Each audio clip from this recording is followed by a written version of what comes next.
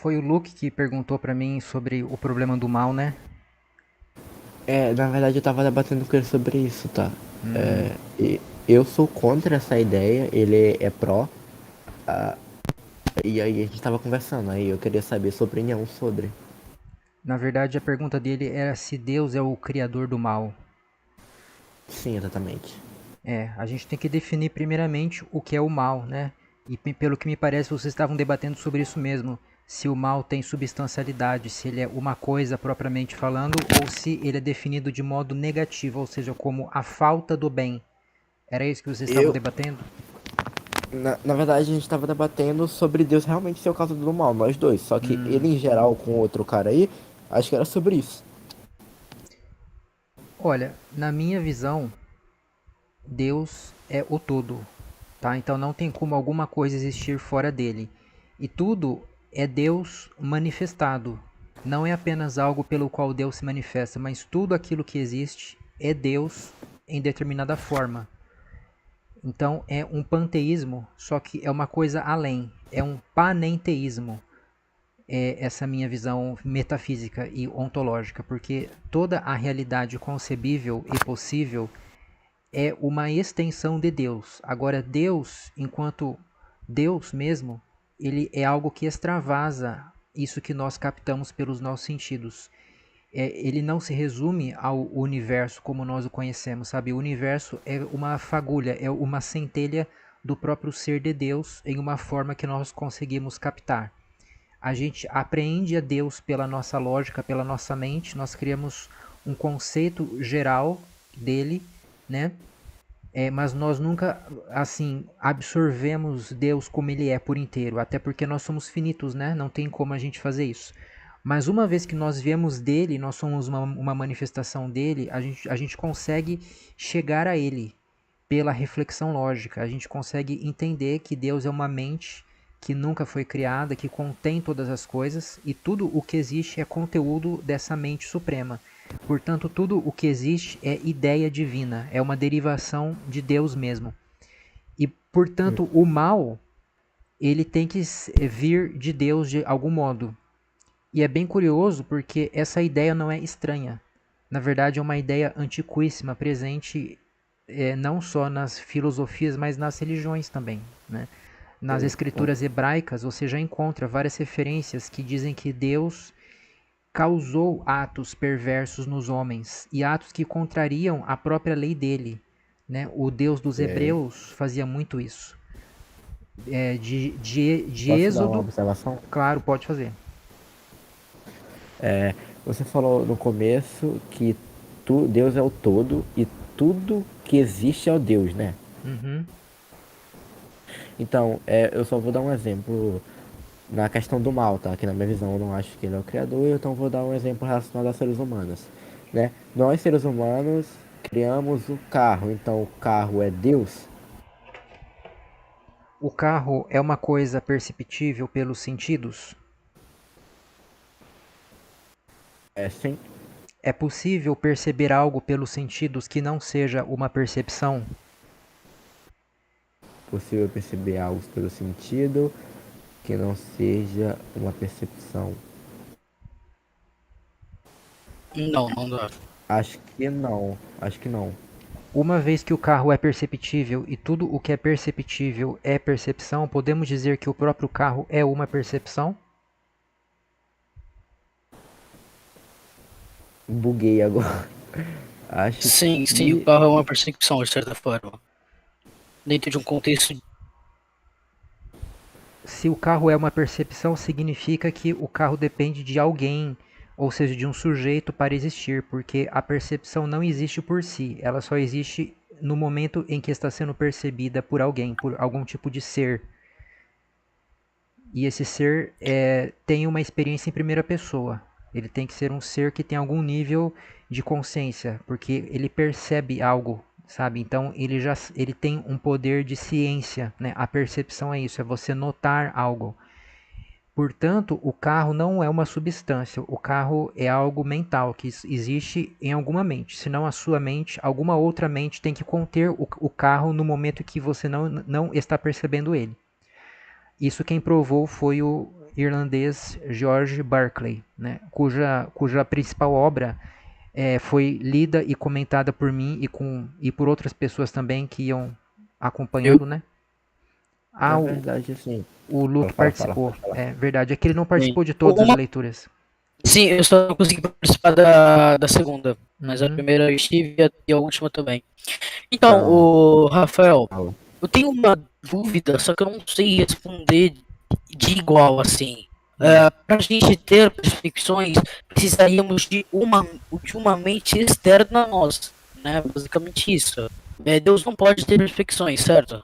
Não Ou ele pode ter pode? percepções. Porque Não. precisaria de uma mente externa, certo? Uhum. Certo. Ah, tá. Então, você pode elaborar isso, porque eu realmente não sei responder se for, por exemplo, o Farias falando, sabe? Cara, isso tudo foi abordado nas próprias leituras comentadas. Eu acho que foi no momento em que você não estava presente. Deus, ele não percebe nada Ah, entendi. empiricamente. O próprio Berkeley falou isso no livro dele. Ele não falou muito nessa obra que nós lemos, mas nos três Sim, diálogos ele trata sim, eu disso. até lembro. Hum, tá É, bom, obrigado. Eu vou dar uma.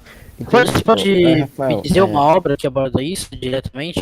o Não mesmo tão livro que diretamente. nós lemos, assim, no mesmo material que nós lemos, lá na continuação, logo depois do tratado, começam os três diálogos. Ali você vai encontrar o Berkeley falando sobre isso. Mas eu posso colocar aqui que é uma coisa fácil. Deus, ele não recebe nada de ninguém, né? Ele não tem nem nada que ele possa passar algo que ele já não tenha. Não tem nada que acrescente a Deus. Então, ele nunca vê as coisas do modo como nós vemos passivamente, mas ele tem as ideias em si apenas. E ele transporta essas ideias para nós nos nossos sentidos. Então ele nos afeta com imagens, com cores, né? Assim como ele nos afeta com sensações diversas. E essas coisas que nós recebemos são como que reflexos das ideias que Deus tem. No Tratado de Berkeley, lá no final, ele acaba admitindo isso, porque ele reluta, né? Porque isso é muito próximo do platonismo. Mas no final ele fala, olha, eu não confesso como eu posso entender isso, mas tudo aquilo que eu vejo e sinto, eu estou captando essa coisa na essência de Deus. Tudo tem que vir dele de alguma forma. Então, é quando você sente ou vê ou ouve qualquer coisa, essa percepção está refletindo aquilo que está na mente dele. Então é como se você estivesse tendo acesso ao conteúdo da mente de Deus mesmo. Entendi, então, obrigado. Rafael, Fala, eu Pontil. tenho duas perguntas. Ah, não, não é Pontil, Primeiro, não. É Ghost. é o Ghost. Ah, Primeiro, é, eu não sei se o Deus é o todo, né? Que ele é o, como você falou, se ele é o todo e todo, e que o mal existe, então ele é mal. E outro é que se ele é o tudo e todo, eu não acho que ele seria o criador por ele ser o tudo e todo. Tem alguma coisa a ver? Eu não entendi muito bem. vamos lá. É porque eu estava construindo meu pensamento, né? E a gente acabou partindo para um outro lado. Mas vamos continuar. Deus, por ser o absoluto, por ser o supremo, ele tem que conter tudo e nada pode ter uma independência em relação a ele. Então tudo é dependente de Deus, tudo deriva de Deus. Ele é como se fosse o oceano e todas as demais coisas são as ondas. Eu sempre uso essa imagem, né? Quem me ouve já deve estar cansado de ouvir isso, Sim, porque sim. o nosso ser e o nosso movimento vem dele, assim como a onda, de certo modo, é o mar, mas ela também é distinta formalmente do mar. O conceito de onda não se confunde com o conceito de mar, só que você nunca vai conseguir separar a onda do mar. A onda, ela sempre é uma criação e uma produção do mar ou do rio, né, qualquer corpo d'água ali, né, que seja grande o suficiente para formar uma onda. E do mesmo modo, qualquer coisa que você chame de mal, se essa coisa existe, se realmente ela tem uma relevância para a ponto de ser usada, né, no seu discurso, na sua reflexão sobre a realidade, essa coisa ela tem a sua origem em Deus. E aí vem o grande problema, porque eu falei para você que o judaísmo primitivo, pelo menos, via Deus como o fabricante de todos os eventos. Sabe, se você pegar as escrituras hebraicas, inclusive o Berkeley fala isso, né, lá no final do tratado dele, nós lemos.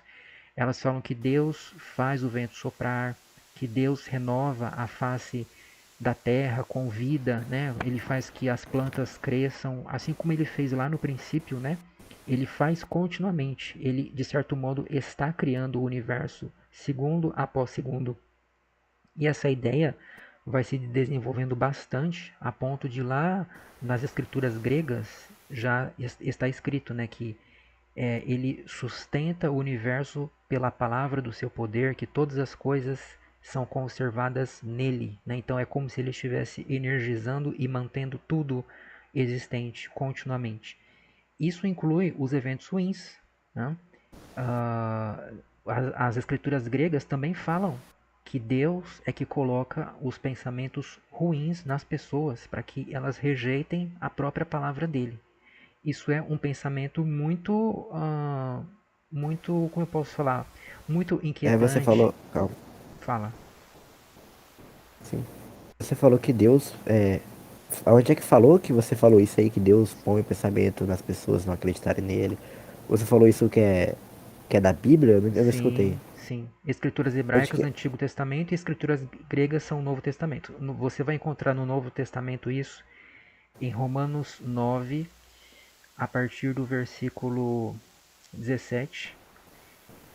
Lá fala sobre Deus endurecendo o coração de Faraó para revelar o seu poder ao matar os egípcios no Mar Vermelho. Deus fez com que o faraó ficasse teimoso e não deixasse o povo de Israel ir, para que Deus fosse mandando as pragas, né?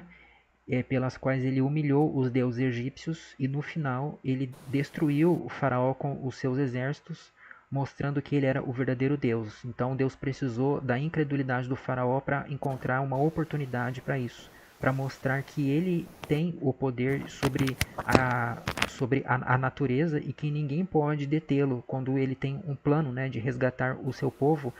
Nenhum imperador consegue resistir a ele, né? O faraó estava resistindo, mas na verdade ele estava cumprindo apenas um plano. E o apóstolo Paulo usa isso para falar dos incrédulos no cristianismo. Os judeus que estavam rejeitando a Cristo, eles estavam cumprindo um plano secreto de Deus. E ele diz que nem todos os que são de Israel, de fato, são israelitas. Isso está no começo do capítulo 9, né? Aí ele vai desenvolvendo a ideia e a partir do versículo 17 ele começa a citar o Antigo Testamento para dizer que Deus é esse como que manipulador de marionetes, sabe? Parece que os ímpios estão rejeitando a ele, e de fato estão, mas com isso eles estão cumprindo um plano superior, né? Porque Deus é como o oleiro.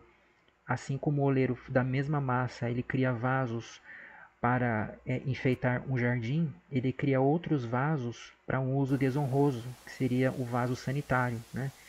Então, cada pessoa tem o seu destino traçado por ele, né?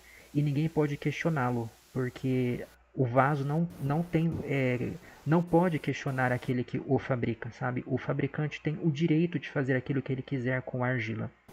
E lá em Apocalipse 17:17 é curto e grosso, sabe? Esse versículo sozinho, ele fala assim, que Deus colocou no coração dos reis da terra o desejo de darem o poder à besta. Que besta? Aí você tem que ler, né, o capítulo 17 inteiro e também o capítulo 13.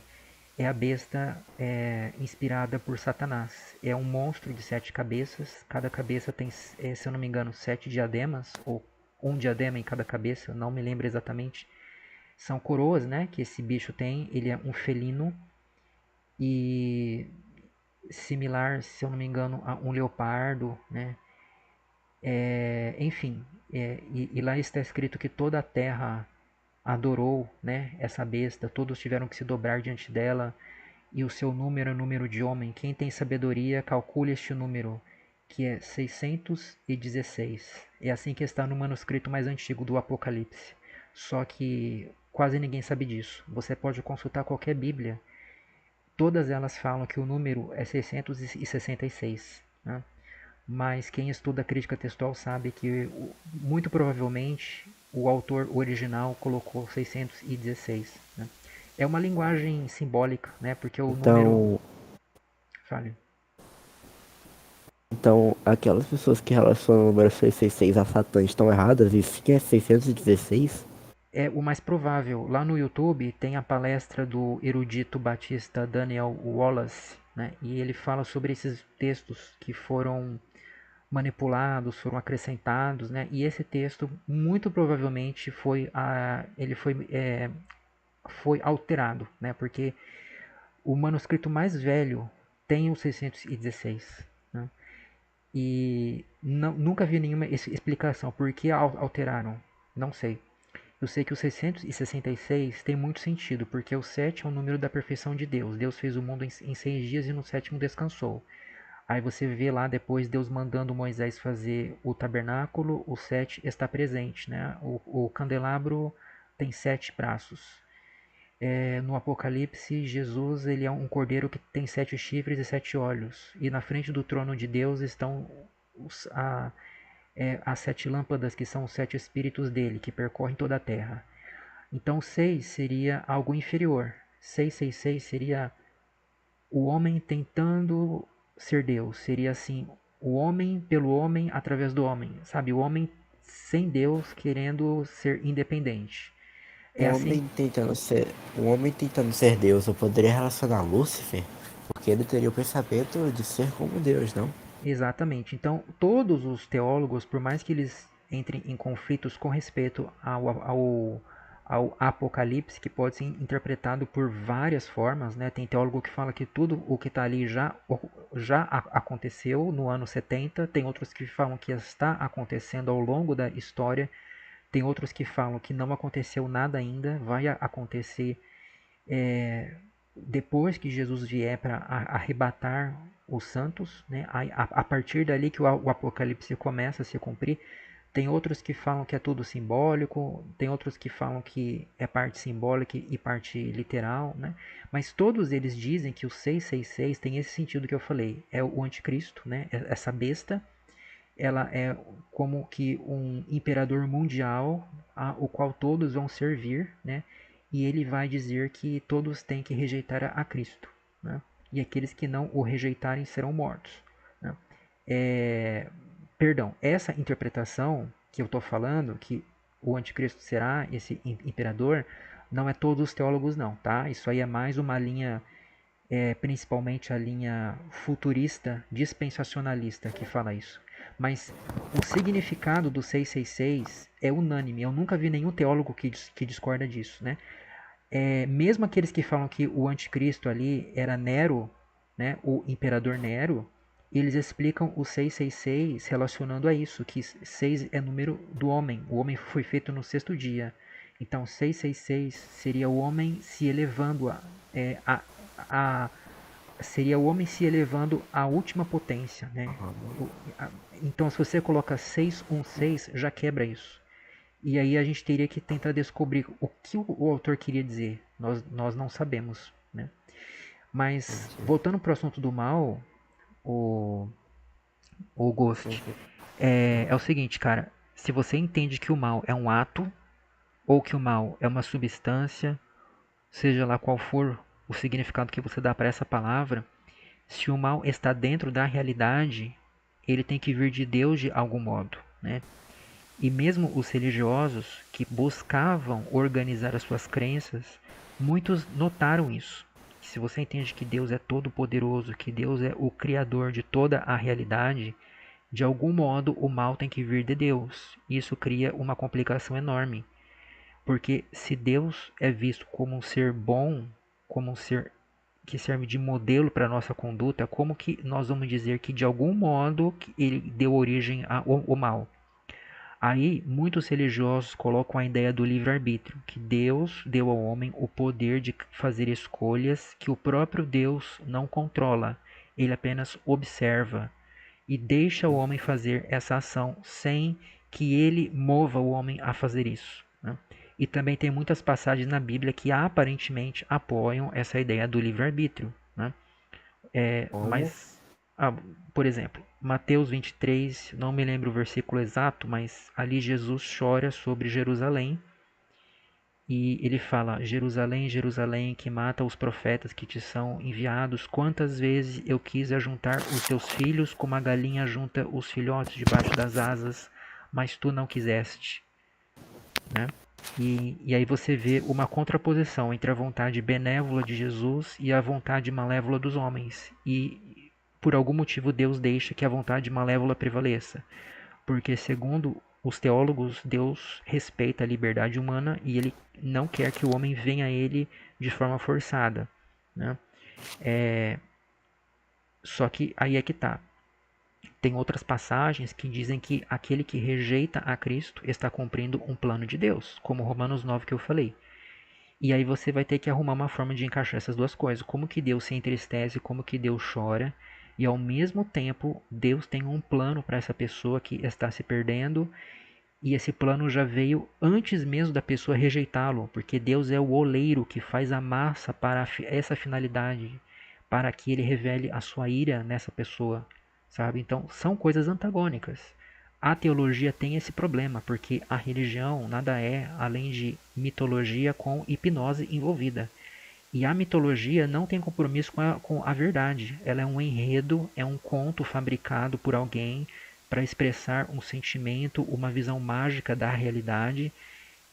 E ela arma essa história, mas não sabe se isso corresponde a algo de fato ou se é apenas uma invenção dela. Revela no máximo um sentimento, mas não Ah, necessariamente um fato histórico. Você quer é. falar? Não. Sim. Mano, qual é a tua rotina pra tu ficar assim, viado? Tipo, inteligente pra caralho. Uhum. Então, cara, eu comecei bem cedo, né? Comecei a ler bem, assim, pequeno, né? Sempre gostei muito de ler por estímulo da minha mãe. E eu acho que já é uma coisa que veio de mim. É um gosto pessoal, sabe? Eu nunca precisei me esforçar, assim. Esse, Eu sempre tive muito amor por teologia, por religião, né? Então eu sempre estudei isso por prazer mesmo. Aí eu conheci a filosofia meio tarde já, eu já tinha 18 anos, né? E comecei a ler O Mundo de Sofia, que é um livro que apresenta todas as vertentes da filosofia. É um livro muito didático, feito realmente para crianças ou adolescentes. Assim, ele é feito para todos, mas crianças ou adolescentes vão gostar porque é um livro assim didático, apesar de ser muito grande. É bem mais de 400 páginas, sabe? Então tem que ter paciência, né? E sim, bastante. assim, isso tudo que eu tô falando vamos dizer que eu consegui ter essa facilidade porque eu já escrevi muito sobre isso, já debati muito na época que não existia Discord, não existia YouTube, mas tinha os fóruns, né? E a gente entrava ali, se inscrevia e ficava debatendo nos fóruns. E já debati muito com várias pessoas, né? Na época, eu já defendi tanto o livre-arbítrio como a predestinação na minha época, quando eu acreditava Você não em defende mais mitologia. não? Hoje, na minha visão Não def... filosófica, porque assim, eu abandonei a mitologia, eu tenho apenas uma visão filosófica das coisas, tá? Eu entendo que Deus é, sim, o criador de todas as coisas, todo o movimento vem dele, todo o poder vem dele. Não tem como não tem como a criação se mover à parte de Deus, como se houvesse um princípio concorrente com Deus, de modo que qualquer ação que ocorra no universo, qualquer ato, qualquer fenômeno, qualquer acontecimento é produzido por ele. Deus cria todos os fatos, inclusive as nossas ações, as nossas escolhas, sabe? Inclusive os desastres naturais, tudo isso é obra dele, sim. E nesse sentido podemos dizer que Deus é o criador do mal. Porém, não quer dizer que Deus pratique o mal, no sentido de que Deus faça atos ruins. Isso seria uma contradição. Deus, ele por natureza é aquilo que deve ser. Ele é perfeito. Não tem como ele fazer algo que seja indevido, algo que seja incorreto. Então ele nunca vai errar. E a única forma de ele errar seria se ele contrariasse a sua própria natureza, a sua própria vontade. Se Deus fizesse isso, ele estaria sendo imperfeito, ele não seria Deus. Deus faz inúmeros atos e esses atos são interpretados por nós como atos que não deveriam ocorrer. Quando ocorre um terremoto, e uma família é soterrada, uma família morre. Aqui no Brasil, muito difícil ter tremores de terra, né? Mas existem muitos. Oi? É isso que o Deus faz? Tipo, ocorre um terremoto e foi Deus que fez isso? Olha, Alô? Escutou?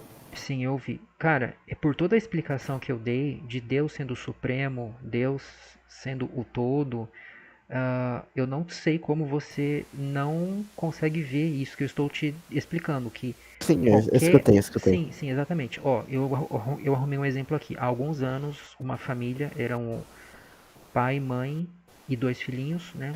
Se eu não me engano, o cachorro também. E eles foram se abrigar embaixo de uma falésia. E estava chovendo muito, né? E a falésia soterrou todo mundo ali de uma vez, sabe? E a gente olha para isso, a gente sente tristeza, né? A gente pensa, puxa, como seria bom se eu pudesse ter impedido isso, se eu tivesse o poder, né, de prever e de barrar esse evento. Então, nós que somos seres que percebem, né, conseguimos nos colocar no lugar de outros seres que têm essa capacidade também e saber que a morte é uma coisa desagradável. Essas pessoas tiveram a sua existência enquanto seres conscientes abreviada, né? E a gente se imagina no lugar dessas pessoas e nós nos condoemos, até porque eram pessoas jovens, né? Era uma família unida, aquela família exemplar. Então, isso nos causa tristeza quando a gente pensa nisso. Mas não vamos nos colocar no lugar de Deus, né? Deus é um ser supremo, é um ser que não sente nada. Ele vê todas as coisas simultaneamente. Ele viu o nascimento dessas pessoas, toda a vida delas e a morte delas, como se fosse uma corrente onde você vê todos os elos juntos, sabe? Cada elo está unido a outros dois. Só que você não pode falar que cada elo está unido a todos os outros da mesma forma. Não. Para você passar do elo A para o elo C, você tem que passar pelo elo B, né? E assim é também a vida, ou melhor, o nascimento, a vida e a morte, né? Para você sair do nascimento até a morte, você tem que passar pela vida que a pessoa teve. Então Deus ele vê tudo juntamente, sem ser surpreendido por nada. Ele tem as ideias em si e ele faz com que os outros seres finitos percebam essas ideias que estão nele. Ele afeta as outras pessoas com sensações, com percepções visuais, para que elas notem essas coisas que ele já conhecia desde a eternidade. Então, aquele homem, aquela mulher, aqueles filhos estavam contidos em Deus desde sempre, né? Nesse sentido, nós podemos falar que Deus nunca criou de fato, mas Deus sempre esteve criando. Assim, Deus sempre pensou nessas pessoas. Elas nunca começaram a existir, sabe? As ideias de Deus nunca foram criadas, porque não tem como haver uma novidade ou uma surpresa em Deus, né? Mas em nós sim. Quando nós percebemos os corpos das pessoas que nascem, nós estamos o quê? Descobrindo algo que para nós era novo, né? E aí a gente vai vendo o crescimento dessa pessoa. Então, Deus vai nos trazendo essas coisas que já estavam nele, né? E quando essas pessoas morreram, é como se a última página do livro da vida delas tivesse sido escrita. E aí Deus fecha o livro e coloca na estante, talvez. Ou ele pode começar um outro capítulo, né, no mesmo livro, nós não sabemos também. Talvez Deus tenha deixado de afetar aquelas pessoas ali que morreram com as percepções que elas chamavam de corpos e começou a afetar elas com outro tipo de percepção, outras percepções visuais, táteis, olfativas, etc., naquilo que elas chamariam de mundo espiritual ou mesmo uma nova vida em outro planeta, talvez. Tudo é possível, né? A minha filosofia abre espaço para isso. Agora, pessoalmente, eu não acho que isso ocorre, tá? Eu acho que o mais provável mesmo é que a morte seja o fim da nossa existência enquanto seres finitos. A gente se esvai no grande oceano divino. E essas pessoas que morreram, né, por mais assim triste aos nossos olhos que tenha sido esse evento, não foi um evento mal no sentido absoluto, sabe? Foi um evento que Deus achou por bem causar e Deus não pode ser julgado por isso, né?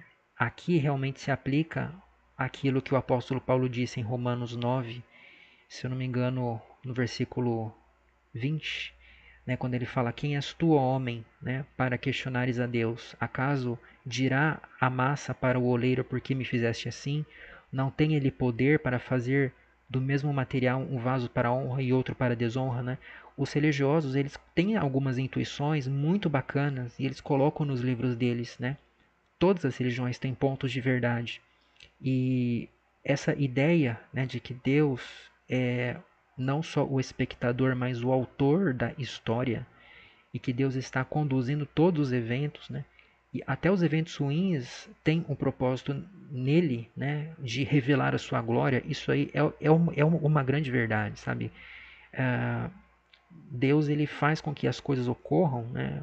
Sei lá, eu tô aqui na minha casa e de repente cai um avião aqui, sabe? E eu fico paraplégico, né? Pô, que horrível. Eu não gostaria, sabe? Eu amo andar. Nossa, minha casa vai ser destruída. Eu posso ficar sem ter para onde ir. Posso começar a morar de favor. Nossa, eu não gosto disso. Eu faço de tudo para que isso não ocorra, sabe? Mas, cara, se isso ocorre, isso não significa que existe uma falha em Deus. Quem disse que Deus tem que causar apenas as percepções boas em mim? Deus tem que fazer com que eu me sinta bem. Não, Deus não tem que fazer nada. Não existe uma regra para ele. Ele está acima de qualquer regra. Ele é a regra para ele mesmo. Nós não temos como encontrar algum padrão para encaixar Deus, sabe? Ele é o próprio padrão. E ele é único. Nós não temos como igualá-lo nesse quesito. A não ser que nós criemos um mundo de ficção, né? A gente pode criar personagens, aí sim, aí você está imitando a Deus. Você pode matar os personagens de acordo com a sua vontade. Você pode fazer uma encenação, né, em que as pessoas praticam atos ruins, em que as pessoas sofrem, em que as pessoas têm doenças que não conseguem curar, doenças que fazem com que elas sofram demais, né? E você pode fazer isso pelo simples prazer de inventar enredos e expressar ideias talvez ou sentimentos, né? Às vezes você cria uma obra pelo próprio prazer de criar mesmo a obra, né? E me parece que com Deus é a mesma coisa, sabe, cara? Ele faz as coisas porque ele gosta de fazer as coisas. É apenas isso. E é essa a questão. Deus não é mal, mas Deus causa o mal.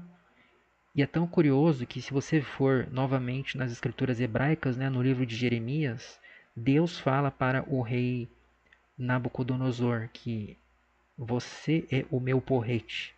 Através de você eu despedaço o velho e o jovem, a senhora e a virgem, sabe? Porque o rei da Babilônia era um instrumento dele para punir os povos, inclusive o povo israelita, né? E aí depois Deus vai falar por meio de Isaías: eu chamei o meu ungido, Ciro. Quem era Ciro? Ele era o rei da Medopérsia, era um outro rei pagão também, né? Só que agora ele seria usado para fazer o contrário do Nabucodonosor. Ele iria libertar os israelitas para que eles voltassem para a terra prometida, né? Os religiosos eles ficam arrumando justificativas para as coisas que acontecem, né? Aquilo que acontece de bom.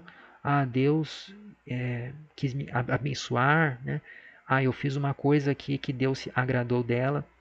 E quando acontece uma coisa ruim, na época eles atribuíam a Deus também, né? Agora hoje, normalmente os religiosos falam que foi o inimigo espiritual de Deus, né? Como se houvesse um segundo Deus, né, que faz concorrência com o Deus bom.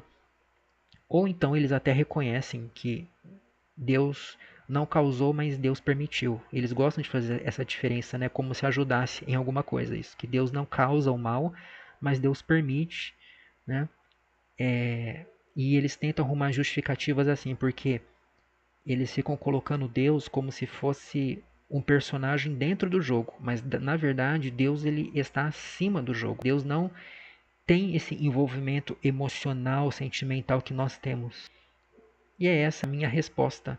Independente da definição que você der de mal, você vai ter que dizer que de algum modo isso veio dele, ainda que ele tenha permitido, mas essa permissão não foi só uma possibilidade, e sim uma certeza de que isso ocorreria. Deus quis permitir que ocorresse, então ocorreu, sabe? Ainda que ele não tenha feito ativamente, ele ficou passivo e deixou rolar. Então vai cair no mesmo lugar. Você vai ter que explicar uh, como que Deus fez com que isso viesse à existência, se ele é bom, né? E aí entra a minha crítica a Berkeley, porque Berkeley dizia que Deus é bom porque ele nos causa percepções regulares, de modo que a gente pode saber aquilo que vai ocorrer ou que ocorreu quando a gente investiga essas percepções, né? Então eu sei, por exemplo, que, se aparecer uma criança, não é que a criança não é um bom exemplo porque ela é uma mente. Vamos colocar, ah, aparece aqui na frente da minha casa um carro correndo. Então eu já imagino, se tiver alguém ali na esquina e a pessoa for atravessar sem olhar, ela pode ser atropelada. Porque nas outras vezes eu vi que quando o carro passou correndo, lá na frente o carro foi visto correndo também, né? Então não foi uma coisa que eu experimentei apenas, mas outra pessoa que estava ali do outro lado viu também. Então se ele passou correndo aqui, quer dizer que quem estiver lá do outro lado verá a mesma coisa também. E não é só uma imagem, o carro é mais que uma imagem. Ele também corresponde a uma sensação. Então, a imagem do carro é o sinal daquilo que Deus fará se alguém se colocar na frente do carro. Se essa imagem do carro correndo está sendo percebida, significa que se você se colocar em certo ângulo, você receberá uma outra percepção muito desagradável chamada de dor.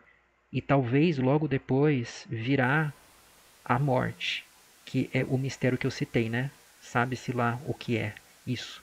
Mas Berkeley dizia que Deus é bom, então, porque ele não só cria as percepções, mas ele cria as percepções mediante leis que fazem com que a gente consiga prever aquilo que vai ocorrer ou que nós possamos saber aquilo que ocorreu no passado. De acordo com as percepções que nós temos hoje, a gente poderia, pela imaginação, fazer uma investigação das percepções que ocorreram ou que poderiam ter ocorrido se a gente estivesse em determinada condição que nós chamamos de tempo passado, né?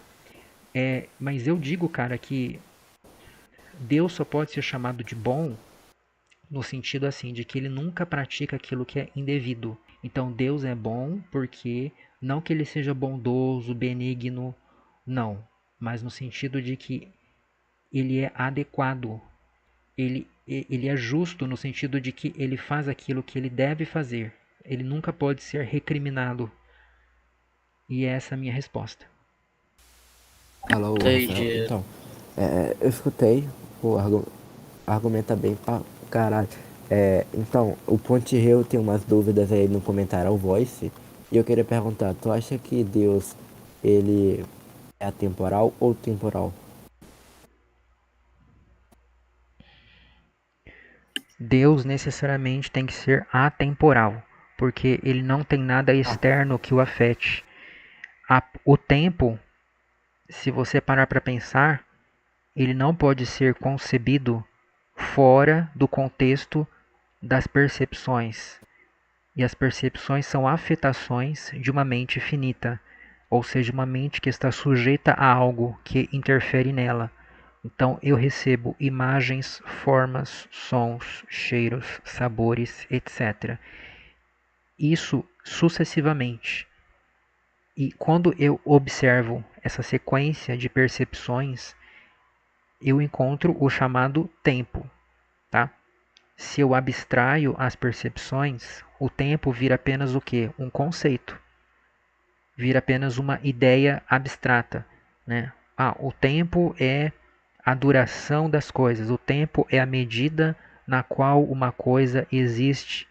Tá, mas ela existe como, né? O que você quer dizer quando você fala que uma coisa existe, senão o fato de que alguém está tendo uma percepção ou alguém teve uma percepção, né? Não tem sentido falar de existência de objetos perceptíveis se você não está falando disso, que alguém está tendo uma percepção que você chama de osso, castelo, monte, dinossauro, etc. Ou que alguém teve essa percepção e você poderia ter essa percepção se você estivesse na condição dessa pessoa. Se você vivesse antes do seu pai, antes do seu avô, antes do seu tataravô, você poderia ter essa percepção que você chama de castelo, dinossauro, etc. Então, como Deus é um ser que está acima disso, ele não é finito, ele não recebe nada, mas ele é que injeta as ideias nas mentes finitas, ele próprio não está em uma cadeia de percepções. E assim Deus está fora do tempo. Ele vê a tudo, como eu falei, como se fossem elos em uma corrente, e esses elos ele vê simultaneamente, embora os elos estejam em uma ordem lógica entre si. Para nós, eles estão não só numa ordem lógica, mas numa ordem cronológica. Eu nunca vou alcançar o meu tataravô, mas Deus vê eu e o meu tataravô juntamente, perfeitamente, como eu estou vendo agora o meu notebook e o pendrive, sabe, juntos, um do lado do outro, né? Assim também Deus, ele vê tudo juntamente de uma vez. Tem o Ponte Hill, como eu já falei, fez umas perguntas no comentário ao Voice para você, Rafael. E o Farias, ele usa o argumento do passado infindo para provar a temporalidade de Deus, tá?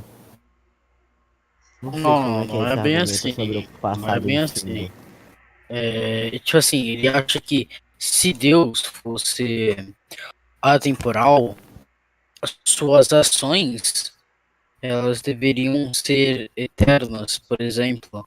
Só que isso implicaria com um passado não infinito. O passado deveria ser infinito. É algo assim, mais ou menos. Eu não sei explicar muito bem. E, Rafael, depois que você responder, eu queria perguntar para você que você acha sobre Anselmo, né? Argumento de Anselmo. Mas você pode responder o Ponte Rio primeiro. Olha, eu vou pedir O para vocês Farias, ele esperarem. falou que... Falei. Fala.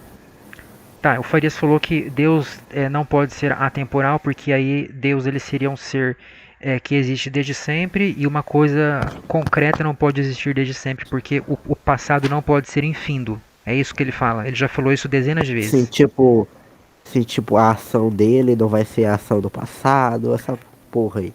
Olha, eu recomendo que vocês esperem umas 2 ou 3 semanas, porque eu já debati com ele muito e eu gravei tudo. Tá? Todos os debates que eu tive com ele estão gravados e eu estou subindo. Essa questão do tempo eu já debati muito por escrito também.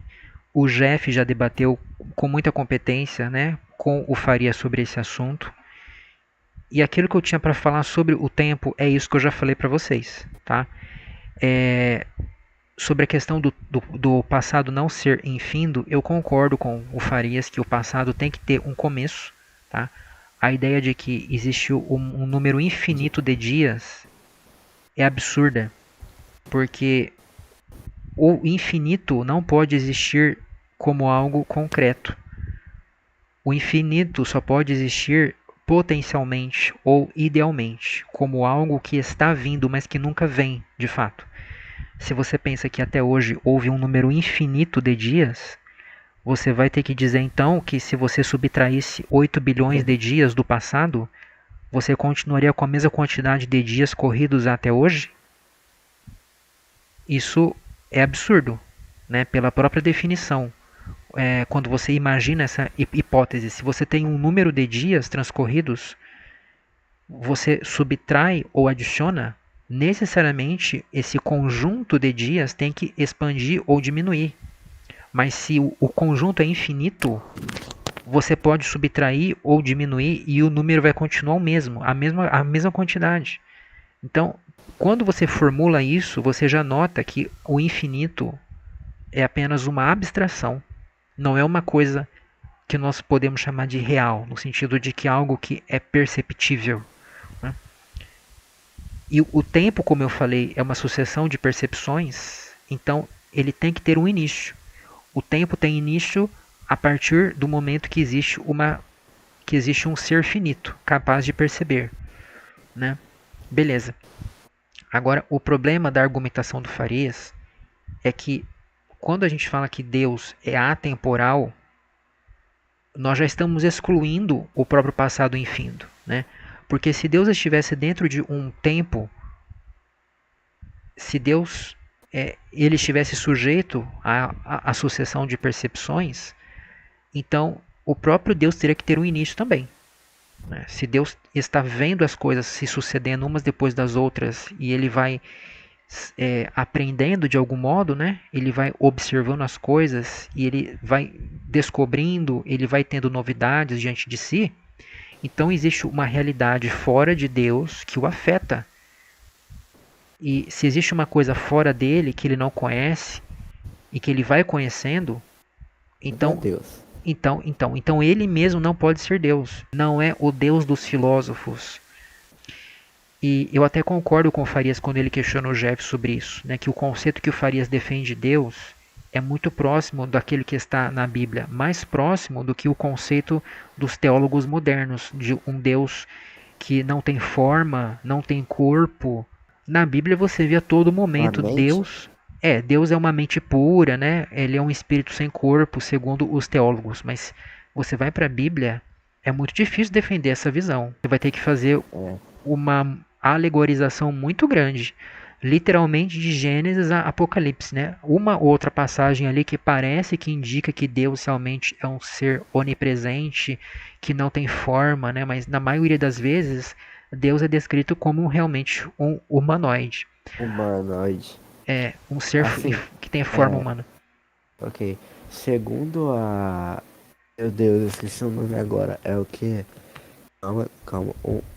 10 segundos, um momento. Ah, calma. Segundo a Trindade, a doutrina cristã da Trindade, né? As três pessoas são distintas, uma substância, essência e natureza, né? Então, Deus é igual a Jesus? Ou Jesus é igual a Deus, melhor falando? É o seguinte, dentro do cristianismo você tem três correntes, basicamente, sobre essa questão aí. A mais famosa é o trinitarismo, que diz que Deus é três pessoas ao mesmo tempo, sem se dividir. E para explicar isso, você vai encontrar dissertações das mais sofisticadas possíveis. Você vai ver teólogos dizendo que Deus, como eu citei, não tem forma, porque se ele tivesse forma, não teria como ele ser três pessoas simultaneamente. Essas pessoas seriam três deuses, na verdade, associados. Mas como Deus é um espírito que enche o universo, ele mesmo não pode ser visto como tendo uma forma circular ou triangular e nem mesmo humana. Todas as formas atribuídas a Deus, na verdade, são alegorias para compará-lo conosco. Então, Deus mesmo é um espírito que tem três centros de autoconsciência. Então, diga. Acho que acho que na Bíblia, não me lembro muito, que fala que os homens fez a semelhança de Deus, né? Tipo, muita gente pensa que Deus é aquele barbudo lá, né? De ca- cabelo grande, ó, e olho azul. Eu não sei onde é que fala, eu esqueci que fala, né, que, como eu acabei de falar, os homens fizeram, né, a aparência de Deus, não fizeram, tipo, as pessoas relacionaram como se fosse um humano, de uma forma Ah, tá. física. Você está falando de Romanos 1:25, em que o apóstolo Paulo fala que os pagãos trocaram a imagem do Deus incorruptível por semelhança de homem corruptível. Porém, É, em Gênesis 1:26 está escrito que Deus fez o homem à sua imagem conforme a sua semelhança. Não, Então, é essa que eu tô falando, na verdade, não é do Paulo, não. tá, beleza. Aí é que tá, porque tem teólogos que usam essa passagem de Romanos para falar que Deus não tem forma humana, porque se ele diz que Deus foi trocado por semelhança de homem corruptível, quer dizer que o próprio Deus não pode ter a semelhança humana. Só que o Gênesis diz que Deus nos fez de acordo com a sua imagem e semelhança. E aí você tem novamente aquela questão do conflito. Você pode dizer que Deus tem a forma humana, literal, geométrica, e que ele nos fez de acordo com isso, ou que essa forma que Gênesis se refere é uma coisa simbólica, para falar que o homem é um ser que tem espiritualidade, enquanto os animais não têm isso. Então Deus fez o homem destacado do resto da natureza como um ser para reinar sobre as demais coisas.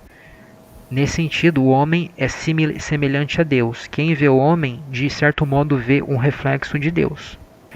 Ou então você fala que, bem, eu já falei as duas hipóteses, né? Ou é uma forma geométrica ou é uma forma espiritual barra moral. Os trinitaristas todos acreditam que Deus não tem forma humana, porque não tem como você dizer que Deus é três pessoas e é um Deus só, e ao mesmo tempo você fala que Deus tem uma forma humana, porque aí, né, como que você vai diferenciar as pessoas entre si?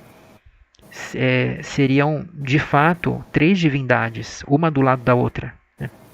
A doutrina da Trindade diz que Deus é uma mente perfeita, incriada, e essa mente ela possui três consciências simultaneamente. Então cada uma dessas consciências sabe que ela existe e que as outras existem. Elas não se confundem. Só que a união entre elas é tão profunda, é tão inquebrável, que é como se elas fossem uma só.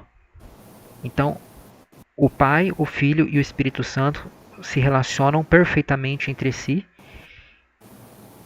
E o Filho foi quem se encarnou. O Filho foi quem passou pelas experiências humanas, né? E Eu diga. entendi uma coisa. Eu entendi uma coisa. Porque na Bíblia fala de Deus e de Jesus, né? Como pessoas diferentes. Assim, após morte de Jesus, ele virou Deus ou ele sempre foi Deus, assim? Os trinitaristas dizem que Jesus sempre foi Deus e sempre será. Inclusive, quando ele estava na Terra, ele também continuava sendo Deus, só que ele estava apenas despido da sua glória. Entendi, entendi. E tu acha que Deus, ele é onipotente, onisciente e onipresente?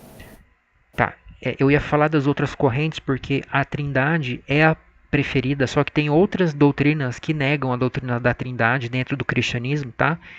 E os antitrinitários normalmente são até vistos como hereges pelos trinitários, né, que são a grande maioria. Os católicos e os evangélicos, quase todos, creem, né, nessa visão de Deus como um ser que é três em um, né?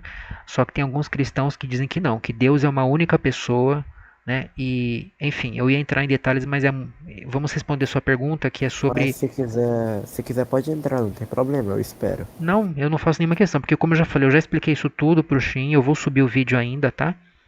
Mas vamos lá. Você está me perguntando se eu acredito que Deus é ou o que a Bíblia diz? Se ele é, Então, se ele possui esses atributos, melhor falando.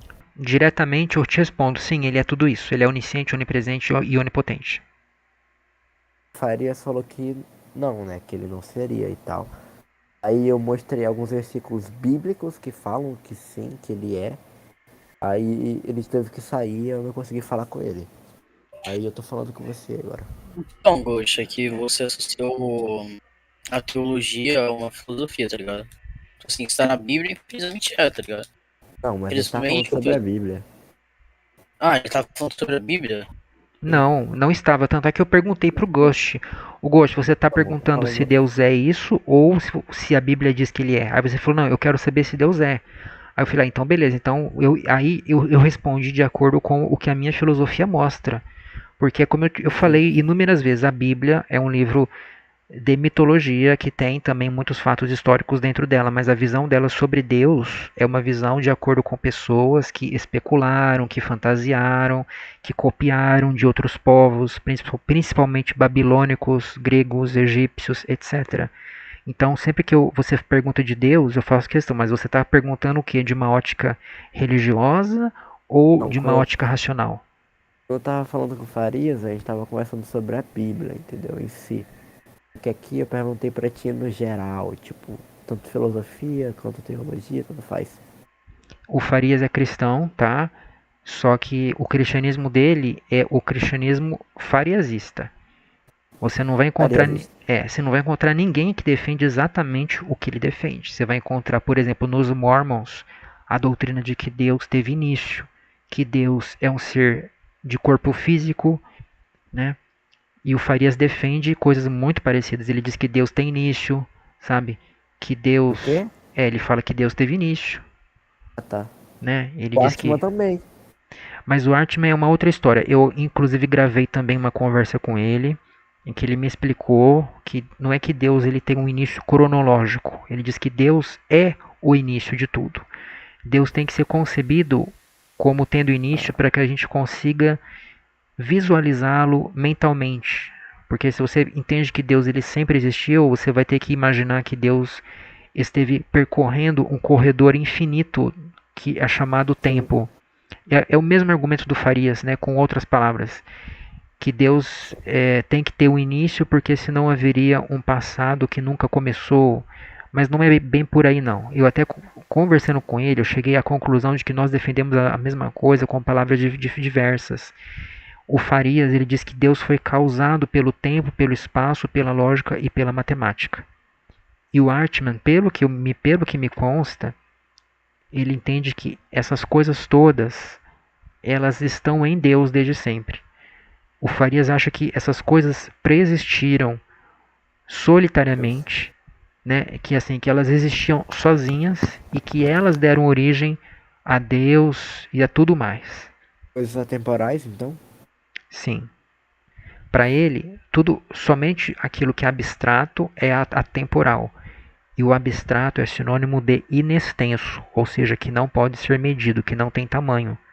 E Deus, como Deus é uma mente, como Deus é algo que age, A ele mente é algo abstrato. não. Aí é que tá. Então, Como a mente é uma coisa que age, como a mente é uma coisa que interfere, né? Como a mente é uma coisa que pensa, que reflete, ela possui ações, ela tem que estar dentro do tempo, porque toda ação tem que ter um início e um fim, né? Então, para Deus fazer algo, ele mesmo tem que estar dentro do tempo, segundo Farias. Só que esse raciocínio é vicioso, porque quando a gente fala que Deus faz algo, a gente está dizendo que Deus causou, por exemplo, a chuva que está começando nesse exato momento aqui. Eu estou ouvindo um som, né? O som é o que? É uma percepção auditiva. Para que o som exista, tem que haver um substrato que é chamado mente. Tem que haver um sujeito que capta isso, que tem essa afetação chamada de som, que no caso aqui eu chamo de som de chuva.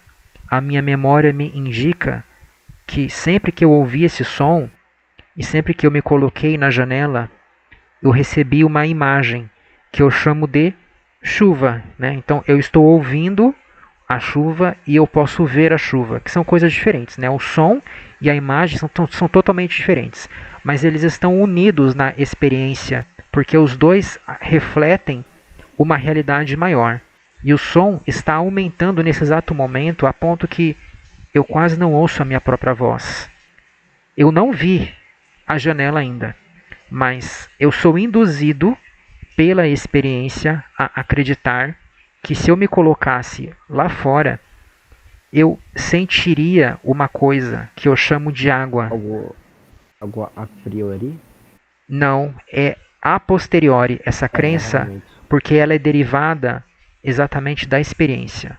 E olha que interessante, nesse exato momento, Deus está me causando uma outra percepção agora.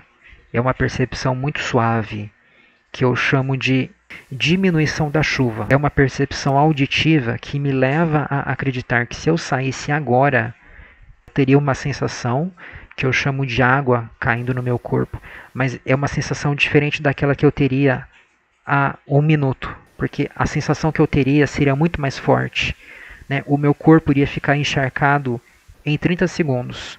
Se eu saísse agora, ele levaria um minuto, talvez 1 minuto e 20 para ficar encharcado, né?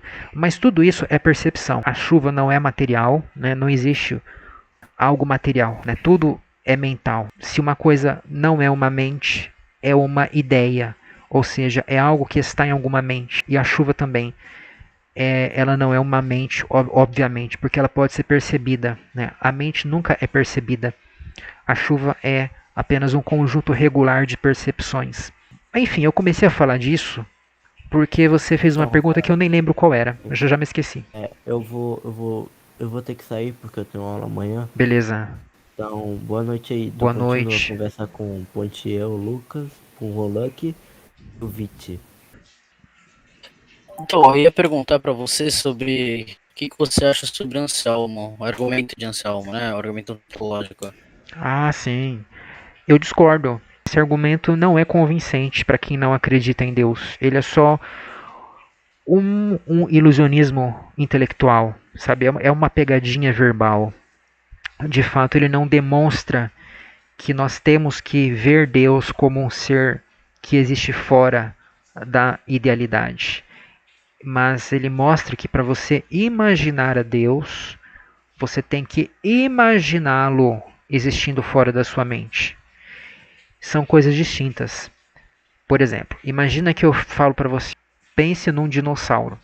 Beleza, você pode imaginar um dinossauro azul, um dinossauro que respira embaixo da água, ou seja, um dinossauro que não corresponde a nada do que nós conhecemos como dinossauro. Então esse dinossauro, ele existe na sua mente e você pode dizer que ele nunca existiu fora da sua mente. Nunca houve esse dinossauro azul que respira embaixo da água. Agora, se eu falo assim, imagine um dinossauro que está andando na frente da sua casa ou do seu apartamento. Bem, quando você imagina esse bicho, você vai ter que imaginá-lo em um cenário em que você está presente, porque se ele está na frente do seu domicílio, você vai ter que imaginá-lo como um ser real, porque o seu domicílio é real. Então você vai criar uma realidade paralela onde você vai ter o seu domicílio, que você sabe que existe fora da sua mente, e imaginar o dinossauro junto. Então você vai conceber o dinossauro como um ser fora da sua mente. Mas fazer esse exercício de imaginação é diferente de fazer um juízo de fato. O juízo é uma crença, é uma afirmação. E quando você pensa Deus como um ser supremo, acima do qual nada maior pode existir, é a mesma coisa do dinossauro que está na frente da sua casa. Para que Deus seja o maior de todos os seres, necessariamente você vai ter que imaginar Deus fora da sua mente.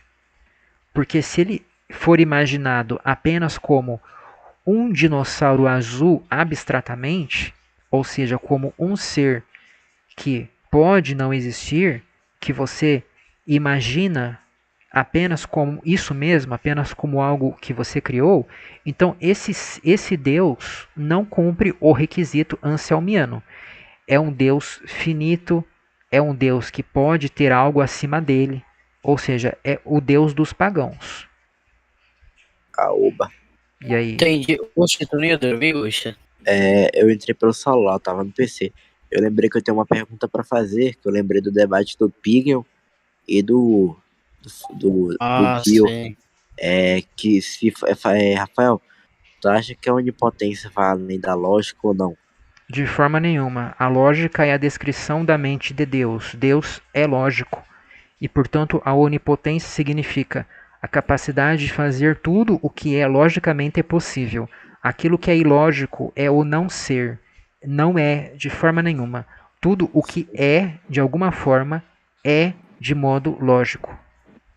Eu descobri há algumas semanas que o meu filósofo preferido, que divide o pódio com Berkeley, defendia que Deus podia fazer coisas contraditórias. E eu fiquei profundamente decepcionado com isso. Que é Ele não pode? Não, se Deus é lógico, se a onipotência não pode ir além da lógica, né? Deus não pode fazer uma pedra tão grande que ele mesmo não consiga levantar, tá? Agora, isso não é uma limitação, isso é uma descrição do fato de que Deus é coerente, Deus é perfeito. Deus não pode fazer que uma parede, que uma força irresistível se encontre com uma parede irremovível, porque não pode, dentro da mesma realidade, haver essas duas coisas. Ou uma força é irresistível, ou uma parede existe como irresistível. Se você imagina uma força irresistível, você já está excluindo a hipótese de haver uma parede irremovível. Então, ou Deus cria uma coisa ou outra. Não tem como as duas existirem na mesma realidade. Tá? Então, eu fiquei muito decepcionado quando eu soube que o velho Descartes defendia isso. Que Deus podia fazer coisas contraditórias. Porque nas principais obras dele, ele não diz isso. Rafael, tu acha que na existência do inferno, acho que eu já perguntei isso. Não, o inferno é uma coisa mitológica que veio lá dos povos com os quais os hebreus tiveram contato. Não eram nem hebreus, eram israelitas já. Na época ali do cativeiro babilônico, eles começaram a ter contatos com o povo ali da Babilônia, que tinha algumas ideias semelhantes a essas do inferno. E isso foi se desenvolvendo. E depois que eles tiveram contato com os gregos também, aí eles abraçaram o inferno. E essa ideia não estava nas escrituras hebraicas, né? E mesmo nas escrituras gregas, você só vê a figura do inferno de forma clara, sendo ensinada como uma verdade, no Apocalipse, que é um livro escrito no finalzinho do primeiro século e que teve a sua autenticidade questionada durante uns 200 anos, pelo menos. Ele só foi aceito pela maioria dos cristãos ali por volta do ano 300. E ainda hoje você vê igrejas que não aceitam o Apocalipse. Quase ninguém sabe disso. Como assim não aceitam o Apocalipse? Sim. Tem igrejas que aceitam, por exemplo, o livro de Enoque como palavra de Deus, mas não aceitam o Apocalipse. É que aqui no Brasil a gente conhece só o cânon protestante e o cânon católico romano. Mas lá fora você vê igrejas católicas que não são romanas e que aceitam ou adotam outros livros. O Apocalipse ele é rejeitado, se eu não me engano, pela Igreja Católica, se eu não me engano, Síria. Ela não reconhece ele como palavra de Deus. E o inferno, o Ghost, como um lugar, né, de sofrimento eterno, ele não é ensinado claramente, sabe? Em nenhuma parte da Bíblia, a não ser em alguns versículos do Apocalipse. Né? Na verdade, não, a Bíblia não cita o inferno.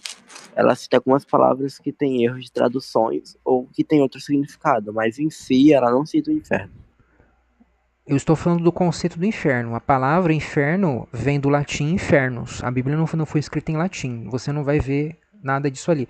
Mas você vê Seol, você vê Tártaro, Hades, Geena.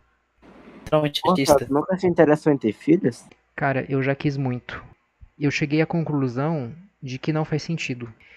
E eu me convenci disso da forma mais óbvia, a forma mais simples possível, cara. Simplesmente o Alisson Augusto um dia colocou lá na comunidade do YouTube: alguém conhece algum argumento para ter filhos? Porque eu não encontro nenhum. Velho, ali eu já virei 90% antinatalista, só de ler isso.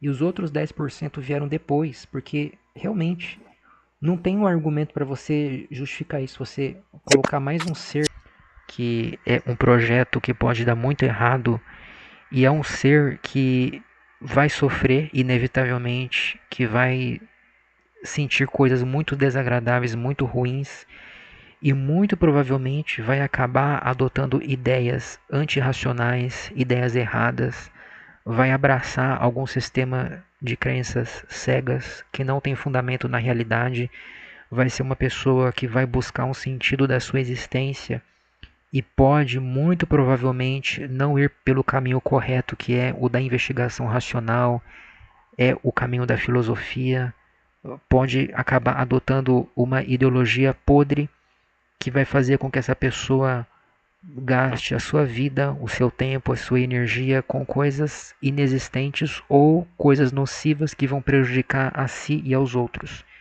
Então eu não vejo por que eu dar início a um outro ser humano, ou seja, fazer com que haja mais uma autoconsciência finita aqui neste mundo, se eu posso viver bem sem isso, sabe? Eu posso viver feliz sem precisar disso. E eu aprendi a ser feliz dessa forma, a sem precisar colocar um outro ser aqui nesta terra.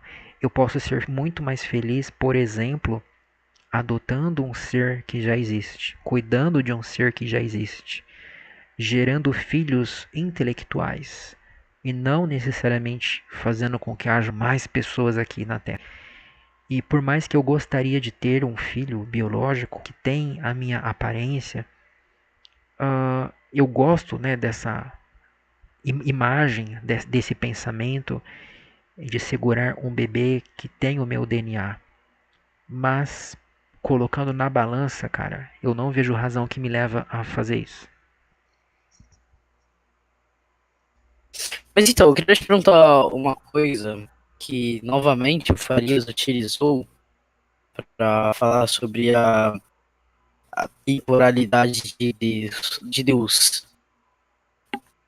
Ele basicamente falou que se ele fosse como é, não, enfim, que se ele realmente fosse um ser necessário, né, eterno, ele não poderia mudar. Ele não poderia.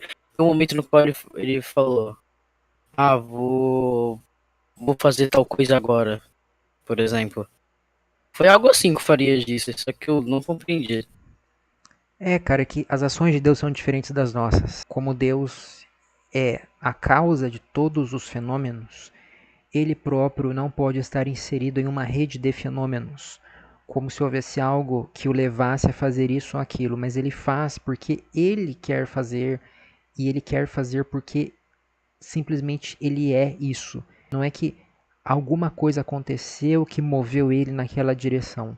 Não, é porque tudo aquilo que ocorre, na verdade, é uma ação dele. Então não tem como Deus ser como nós. O erro do Farias é não entender que a lógica, o espaço, a matemática e o tempo, como coisas abstratas, dependem de uma mente para existir, porque aquilo que é abstrato é o fruto da abstração. E a abstração é um processo intelectual em que você separa as qualidades do objeto. E quando você faz isso, você fica apenas com um conceito de um lado e com as percepções sensíveis do outro. São essas coisas que compõem os objetos. São as percepções que estão agrupadas de uma determinada forma que nós identificamos com um conceito. Lápis, cadeira, tesoura, mesa, etc. Sabe? São conjuntos de ideias que nos afetam e que correspondem a descrições, né, que são os conceitos. Uhum. Eu queria te perguntar outra coisa também, o que você acha sobre a simplicidade divina? É correta, Deus ele tem que ser um ser simples, porque se ele for complexo, ele seria formado por partes. E isso gera um problema muito grande, porque se Deus é uma mente, como que ele vai ter partes? Como que seriam diferenciadas as partes de Deus? Ele teria uma parte que é de um jeito e a outra parte de outro, mas Deus não é infinito. Se ele é infinito, ele não pode ter tamanho. E se ele não tem tamanho, então não tem como você diferenciar as partes de Deus. Para que uma coisa seja formada por partes, cada parte tem que ter um lugar. Mas se Deus está em tudo ao mesmo tempo, ou se tudo está em Deus, como que você vai diferenciar daqui até ali é uma parte, dali até depois é uma outra parte, sabe? Não tem como você fazer essa divisão no ser de Deus. Você só pode diferenciar Deus idealmente. Deus é a realidade empírica que muitos chamam de matéria, né? Deus é as mentes, que são almas, que são seres que percebem, que têm experiências em primeira pessoa, são aspectos da mesma substância que é Deus. Entendi.